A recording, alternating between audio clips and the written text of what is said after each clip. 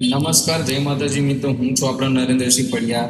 તો શ્રમયોગી cycle subsidy સહાય યોજના, આ સહાય યોજના હેઠળ તમને સાયકલ ખરીદવા ઉપર 1500 રૂપિયા સબસિડી મળવા પાત્ર રહેશે.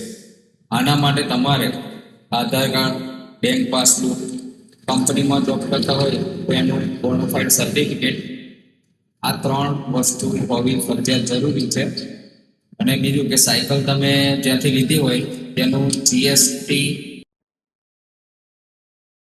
ગુજરાત લેબર વેલફેર બોર્ડ હેઠળ સરકાર તમને આપી રહી છે. શ્રમયોગી સાયકલ સબસિડી સહાય યોજના, આ સહાય યોજના હેઠળ સાયકલ ખરીદી સબસિડી પેટે 1500 રૂપિયા સહાય આપવામાં આવશે.